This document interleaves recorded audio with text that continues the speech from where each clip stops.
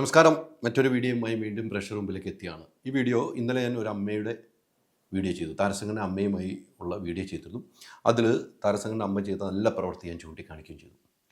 അവിടെ ഞാൻ പറഞ്ഞിട്ടുണ്ട്, ചില പുഴുക്കുത്തുകൾ ഈ മലയാള സിനിമ സംഘടനയുടെ തലപ്പത്തുണ്ടെന്ന്. അതിൻ്റെ ഒരു ഉത്തമ ഉദാഹരണം എനിക്ക് ലഭിച്ചിരിക്കുന്നു. അത് വെച്ച് പ്രേക്ഷകരുടെ അടുത്തേക്കും സിനിമാ പ്രവർത്തകരുടെ അടുത്തേക്കും താരസംഘടന അമ്മയുടെ ഓരോ അംഗങ്ങളും അറിയുന്നതിന് വേണ്ടി തന്നെയാണ് ഈ വാർത്ത ചെയ്യുന്നത്.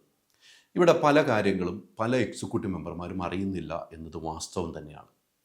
കാരണം അത് അറിയിക്കുന്നത്, ഇപ്പം നാളെ ഒരു പരിപാടിയാണെങ്കിൽ ഇന്ന് രാത്രി പാതിരാത്രിക്ക് ഒരു മെസ്സേജ് ഇടുന്നു ഗ്രൂപ്പിൽ, അപ്പോൾ ആരും എത്തില്ല. എന്നാൽ ഇത് കിട്ടുന്ന ആളുകൾ അറിയുന്നുണ്ട്. അതിൻ്റെ ഉത്തമ ഉദാഹരണം എനിക്ക് തെളിവ് സഹിതം ലഭിച്ചുകൊണ്ടാണ് ഈ വാർത്ത ചെയ്യുന്നത്. നമ്മുടെ പ്രിയപ്പെട്ട ലാലേട്ടന് സ്വീകരിക്കാൻ വലിയ രീതിയിൽ സ്വീകരണം നൽകാൻ കേരള സർക്കാർ തീരുമാനിച്ചു. ആ തീരുമാനം എല്ലാവർക്കും അറിയാം, അത്തരമൊരു നടപടിയുണ്ട് എന്ന്. ഇതുമായി ബന്ധപ്പെട്ട് 4-ാം തീയതി സ്വീകരണം. ആ 4-ാം തീയതി സ്വീകരണവുമായി ബന്ധപ്പെട്ട് താരസംഘടനയ്ക്ക് ഒരു കത്ത് നൽകുന്നു. സജി ചെറിയാൻ്റെ ഓഫീസിൽ നിന്നും ഒരു കത്ത് അയക്കുന്നു. ആ കത്ത്, സാധാരണ കത്തുകൾ അയക്കുമ്പോൾ സംഘടനയുടെ സെക്രട്ടറിക്കാണ് അയക്കുന്നത്. ജനറൽ സെക്രട്ടറിമാർക്കാണ് കത്തുകൾ അയക്കുന്നതെന്നാണ് നമുക്കറിയാവുന്നത്. അങ്ങനെ ജനറൽ സെക്രട്ടറി കത്ത് അയക്കുന്നു. ആ കത്ത് കിട്ടിയത്, അയച്ചതും ഡേറ്റുകളുണ്ട്. അയച്ച ഡേറ്റ് 29/9/2025 തിരുവനന്തപുരം. മന്ത്രി സജി ചെറിയാൻ്റെ ഓഫീസിൽ നിന്നാണ് അയക്കുന്നത്. ആ കത്ത് അപ്പം 29-ാം തീയതി അയച്ചു കഴിഞ്ഞാൽ തിരുവനന്തപുരത്ത് 30-ാം തീയതി, അല്ലെങ്കിൽ മെയിലിലായിരിക്കും വെച്ചെങ്കിൽ അന്ന് തന്നെ കിട്ടും. വാട്സാപ്പിലാണെങ്കിൽ അന്ന് തന്നെ കിട്ടും. ഇനി 30 31 ആയിക്കോട്ടെ. അങ്ങനെയെങ്കിൽ ഈ കത്ത് താരസംഘടന അമ്മയുടെ എക്സിക്യൂട്ടീവ് മെമ്പർമാരുടെ ഗ്രൂപ്പിൽ അന്ന് തന്നെ ഇടണം. അന്ന് തന്നെ ഇട്ടിട്ടാണ് നമ്മൾ ആരൊക്കെ പോകുന്നുണ്ടെന്നൊരു ചോദ്യം ഉന്നയിക്കാൻ ഈ സെക്രട്ടറിക്ക് കഴിയണം. എന്നാൽ ഈ സെക്രട്ടറി 4-ാം തീയതി പരിപാടിയെങ്കിൽ 3-ാം തീയതി രാത്രി 6:30 മണിക്ക് 6:30 ഗ്രൂപ്പിലിടുന്നത്. അപ്പോൾ എന്ത് പറ്റും? പല ആളുകൾക്കും പോകാൻ പറ്റാതെ വരും. ഇതിനിടയിൽ ഒരു മെമ്പർ, ഒരു എക്സിക്യൂട്ടീവ് മെമ്പർ സെക്രട്ടറി വിളിച്ച് ചോദിച്ചു, 2 ദിവസം മുമ്പ് വിളിച്ച് ചോദിച്ചു, ഇങ്ങനെ ഒരു സ്വീകരണമുണ്ടല്ലോ, അതിന് പോകേണ്ടതെന്ന് ചോദിച്ചു. അത് അപ്ഡേറ്റ് ചെയ്യാമെന്ന് മാത്രം മറുപടി കൊടുത്തു. ഇതിൽ ഏറ്റവും പ്രധാനപ്പെട്ട കാര്യം, ആ കത്തിൽ ഞാൻ കത്തൊന്ന് വായിക്കാം. പ്രിയപ്പെട്ട Kukku Parameswaran, secretary, association of Malayalam movie artist. ഇന്ത്യയിലെ പരമോന്നത ചലച്ചിത്ര ബഹുമതിയായ ദാദാ സാഹിബ് ഫാൽക്കെ പുരസ്കാരം മഹാനടനായ ശ്രീ മോഹൻലാലിന് ലഭിച്ചിരിക്കുകയാണല്ലോ. ഈ പുരസ്കാരം ലഭിക്കുന്ന 2ാമത്തെ മലയാളിയാണ് മോഹൻലാൽ എന്നതും 20 വർഷങ്ങൾക്ക് ശേഷം ഈ പുരസ്കാരം കേരളത്തിൻ്റെ മണ്ണിലേക്ക് വീണ്ടും എത്തുന്നതെന്നതും ഓരോ മലയാളികൾക്കും അഭിമാന മുഹൂർത്തമാണ്. കത്തിലെ വാക്കുകളാണ്. ദാദാ സാഹിബ് ഫാൽക്കെ പുരസ്കാരം നേടിയ മോഹൻലാലിനെ സംസ്ഥാന സർക്കാർ ആദരിക്കുന്നു.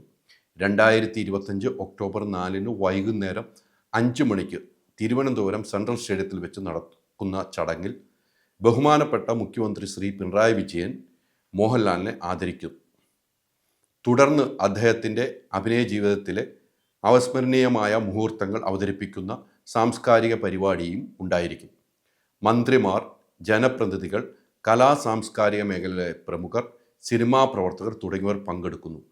ഈ ചടങ്ങിൽ, ഇവിടെയാണ് ഏറ്റവും വലിയ പോയിന്റ്, ഈ ചടങ്ങിലേക്ക് അങ്ങയുടെയും സംഘടനയുടെ മറ്റു പ്രതിനിധികളുടെയും മഹനീയ സാന്നിധ്യം സാദരം ക്ഷണിക്കുന്നു. സജി ചെറിയാനൊപ്പ്. ഇവിടെയാണ് ഏറ്റവും വലിയ പോയിന്റ്. ഇവിടെ കുക്കു പരമേശ്വരന് അഡ്രസ്സ് ചെയ്തു, അവിടെ എടുത്തു പറയുന്നു, ഈ ചടങ്ങിലേക്ക് അങ്ങയുടെയും സംഘടനയുടെ മറ്റ് പ്രതിനിധികളുടെയും മഹനീയ സാന്നിധ്യം സാദരം ക്ഷണിക്കുന്നു എന്ന് വെച്ച് കഴിഞ്ഞാൽ മറ്റംഗങ്ങളെയും കൊണ്ടുവരണം, മറ്റംഗങ്ങളെയും അറിയിക്കണമെന്നാണ് ഇതിൻ്റെ ഉള്ളടക്കം എന്ന് ആർക്കും മനസ്സിലാകാം. എന്നാൽ ഈ സംഭവം കത്ത് കിട്ടിയതിന് ശേഷം ഇതേക്കുറിച്ച് ജനറൽ സെക്രട്ടറിക്ക് കത്ത് കിട്ടുന്നു. ജനറൽ സെക്രട്ടറി അത് അറിയിക്കുന്നില്ല എന്നതിൻ്റെ ഏറ്റവും വലിയ തെളിവാണ്, തലേ ദിവസം 6:30 രാത്രി 6:30 ഇടുന്നു. തിരുവനന്തപുരത്തേക്ക് രാവിലെ പോകണമല്ലോ ആളുകൾക്ക്, വേറെ പരിപാടികൾ ആളുകൾ പിടിച്ചിട്ടുണ്ടെങ്കിൽ ക്യാൻസൽ ചെയ്യാനുള്ള സമയമില്ല. അപ്പോൾ നേരത്തെ അറിയിച്ചെങ്കിൽ അപ്പോൾ ആരും പോകരുത്. അവിടെ കുക്കു പരമേശ്വരൻ തന്നെ അവിടെ നിൽക്കണം. ഇത് വലിയ രീതിയിൽ അംഗങ്ങളുടെ ഇടയിൽ ചർച്ചയായിരിക്കുന്നു. ഈ കത്ത് എനിക്ക് ലഭിക്കുകയും ചെയ്തിരിക്കുന്നു. അംഗങ്ങളിൽ വലിയ പ്രതിഷേധം ഉന്നയിച്ചിട്ടുണ്ട്. ഒരു മാറ്റവുമില്ല. അംഗങ്ങൾ വലിയ പ്രതിഷേധം. പ്രസിഡന്റ് അറിഞ്ഞോ എന്ന് എനിക്കറിയില്ല. പ്രസിഡന്റ് എത്തിയിട്ടില്ല. പ്രസിഡന്റ് ഇന്ത്യയിലില്ല എന്നാണ് എൻ്റെ ഒരു അറിവ്. എന്നാൽ പ്രസിഡന്റ് ഇത് അറിഞ്ഞിട്ടുണ്ടോ എന്നും എനിക്കറിയില്ല. ശ്വേതാ മേനോൻ ഇത് അറിഞ്ഞോ എന്ന് എനിക്കറിയില്ല. ശ്വേതാ മേനോൻ അറിഞ്ഞെങ്കിൽ ചിലപ്പോൾ ഇതിനെക്കുറിച്ച് നേരത്തെ പറയുമായിരിക്കും. പക്ഷേ ശ്വേതാമേനോൻ അറിഞ്ഞു എന്നുള്ള കാര്യത്തിൽ എനിക്കൊരു തെളിവില്ല. അതുകൊണ്ട് തന്നെ ശ്വേതാമേനോൻ അറിഞ്ഞിട്ടില്ല എന്നും പറയാൻ എനിക്ക് പറ്റില്ല. പക്ഷേ കുക്കു പരമേശ്വരൻ ഇത് അറിഞ്ഞിട്ടുണ്ട്. പിന്നെ എന്തുകൊണ്ട് ഇത് പറഞ്ഞില്ല? അപ്പോൾ മറ്റാരും പങ്കെടുക്കില്ല. ഈ ചില ആളുകൾ അവരുടെ ഇഷ്ടപ്രകാരം കാര്യങ്ങൾ ചെയ്യുന്നു. അതോടൊപ്പം തന്നെ ഞാൻ ഇന്നലെ ചെയ്തു നല്ല പ്രവൃത്തി, അമ്മ വീട്ടിൽ പോകുന്ന ഒരു നല്ല പ്രവൃത്തി ഞാൻ പറഞ്ഞിരുന്നു.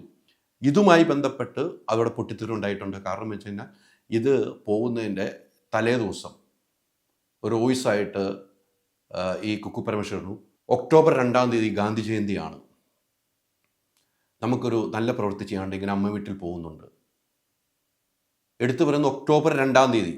എന്നിട്ട് അതോടൊപ്പം നാളെയാണ് ഒക്ടോബർ 2. ഒക്ടോബർ 2 എന്ന് പറയുമ്പോൾ 2-ാം തീയതി, ഇത് പറയുന്നത് 31-ാം തീയതി. അപ്പോൾ ഒക്ടോബർ 1 ഉണ്ടല്ലോ. അപ്പം അതിൻ്റെ ഒപ്പം പറയുന്ന സാങ്കേതിക പിഴവെന്ന് എനിക്ക് വാദിക്കാം. ഒക്ടോബർ 1 എന്ന് പറഞ്ഞു, ഒക്ടോബർ 2-ാം തീയതി നാളെ നമ്മൾ പോകുന്നുണ്ട്, വരാൻ കഴിയുന്നവർ വരണമെന്ന് പറയുന്നു. പക്ഷേ ഒക്ടോബർ 2-ന് ചില അംഗങ്ങൾ ഈ മെസ്സേജ് അനുസരിച്ച് ആ വീട്ടിൽ പോവുകയും അപ്പോൾ പരിപാടി ഇന്നലെ ആയിരുന്നു പറയുകയും ചെയ്യുന്ന ഒരു സാഹചര്യമുണ്ട്. അപ്പോൾ മനഃപൂർവ്വം ചില ആളുകൾ വരാതിരിക്കാൻ വേണ്ടിയുള്ള നമ്പർ കാണിക്കുന്നുണ്ട്. എന്നാൽ എക്സിക്യൂട്ടീവ് മെമ്പർ അല്ലാത്ത ഒരാൾ അവിടെ എത്തുകയും ചെയ്തു. അപ്പോൾ അയാളുടെ അടുത്ത് കൃത്യമായി പറയുന്നു, അയാൾ അവിടെ എത്തുന്നുണ്ട്. അപ്പോൾ എന്താണ്, ഇങ്ങനെ കുറേ പരിപാടികൾ ഇങ്ങനെ സ്വന്തം ഇഷ്ടപ്രകാരം ചെയ്യുന്ന ഒരു ഭരണസമിതിയുടെ തലപ്പത്തിരിക്കുന്നവർ ചെയ്യുമ്പോൾ അത് വലിയ പ്രശ്നമാണ്. ചേംബർ നടത്തിയ പരിപാടി ഇതുപോലെ തന്നെയാണ്. ചേംബർ നടത്തിയ പരിപാടി പല ആളുകളെ അറിയിക്കാതെ ഒരു സാഹചര്യം എന്നാൽ ചേംബർ നേരിട്ട് വിളിക്കുകയോ ചെയ്തിരുന്നു. ഇതിനു മുമ്പ് സർക്കാരിൻ്റെ കോൺക്ലേവ് നടത്തിയപ്പോൾ ഇൻഡിപെൻഡൻ്റായി വിളിച്ച ഒരു സാഹചര്യം ഉണ്ടായി ആളുകളെ. അപ്പോൾ ചില ആളുകൾ അവിടെ എത്തില്ല എന്നോർത്ത് ഇവിടുന്ന് വണ്ടി വിളിച്ച് പോയപ്പോൾ മറ്റാളുകൾ എത്തില്ല എന്ന് ചിന്തിച്ചവരുണ്ട്. അവിടെ അവരെ എത്തിയപ്പോൾ ഇവർക്ക് ആകെ കൊല്ലാപ്പുണ്ടായി എന്ന് പറയപ്പെടുന്നുണ്ട്. ഈ കാര്യങ്ങൾ ഒന്ന് ചൂണ്ടിക്കാണിക്കേണ്ട അത്യാവശ്യമാണ്. ഇവരുടെ ഇഷ്ടപ്രകാരം ഇവർക്ക് വേണ്ടപ്പെട്ടവർ മാത്രം പങ്കെടുപ്പിക്കുന്ന ഒരു തലപ്പത്തിരിക്കുന്ന ഒരു സംഘടനയുടെ തലപ്പത്തിരിക്കുന്നവർ മാത്രം തീരുമാനിച്ച് മറ്റുള്ളവരെ വെറുപ്പിക്കുന്ന നിലയിലേക്ക് കാര്യങ്ങൾ പോകുന്നു. ഇതിൽ വലിയ അഭിപ്രായ വ്യത്യാസം, 17 പേരിൽ അഭിപ്രായ വ്യത്യാസം ഉടലെടുത്തിരിക്കുന്ന കാര്യത്തിൽ സംശയമില്ല. ഞാൻ ഇന്നലെ പറഞ്ഞില്ല, ഫോൺ വാങ്ങി ആദ്യം മെയിൽ അയച്ചു, ഫോൺ നൽകില്ല എന്ന് പറഞ്ഞു. മറ്റൊരു കടയിൽ നിന്നും ഫോൺ പർച്ചേസ് ചെയ്ത് അവരെ കൊണ്ട് അവരുടെ ഓഫീസിൽ, അമ്മയുടെ ഓഫീസിൽ വാഹനത്തിലെത്തിച്ച് പ്രസിഡന്റ് റൂമിൽ പൂട്ടിവെച്ചിരിക്കുന്നു. 18 ഫോണും 4 ലാപ്ടോപ്പും എന്നുള്ള വിവരമുണ്ട്. എന്തായാലും ഇത് തെറ്റാണ്, തെറ്റായ കീഴ്വഴക്കമാണ്. ഇന്ന് വരെ ഒരു ഭരണസമിതിയും ഇങ്ങനെ ചെയ്തിട്ടില്ല. കൂട്ടായി ആലോചിച്ച് വാട്സാപ്പ് ഗ്രൂപ്പിലൂടെ, ഇവരുടെ ഗ്രൂപ്പിൽ, എക്സിക്യൂട്ടീവ് മെമ്പറുടെ ഗ്രൂപ്പിൽ കാര്യങ്ങൾ പറഞ്ഞ് അവതരിപ്പിക്കുന്ന ഒരു ശീലമുണ്ടായിരുന്നു. പക്ഷെ അതെല്ലാം പാടെ തള്ളുന്ന നിലയിലേക്ക് ഒറ്റയാൾ പോരാട്ടം പോലെ മുന്നോട്ട് പോകുന്നതിൽ വലിയ അതൃപ്തി ഉണ്ട് എന്ന കാര്യത്തിൽ സംശയമില്ല. നമുക്ക് കാത്തിരുന്ന് കാണാം 10-ാം തീയതി എക്സിക്യൂട്ടീവ് യോഗത്തിൽ എന്തൊക്കെ സംഭവിക്കും, എന്തൊക്കെ നടക്കാൻ പോകുന്നു. ഞാൻ ഇപ്പോൾ പറഞ്ഞ കാര്യത്തിൽ ആരൊക്കെ പ്രതികരിക്കുമെന്ന് നമുക്ക് കാത്തിരുന്ന് കാണാം. 25 കാറുകൾ, 30 സ്കൂട്ടറുകൾ, 30 ഗോൾഡ് കോയിൻസ്, 60 ഇന്റർനാഷണൽ ട്രിപ്സ്, ദിവസേന 1 ലക്ഷം രൂപ, 25 കോടി രൂപയുടെ ഡിസ്കൗണ്ടുകളും സമ്മാനങ്ങളുമായി മൈജി ഓണം മാസോണം.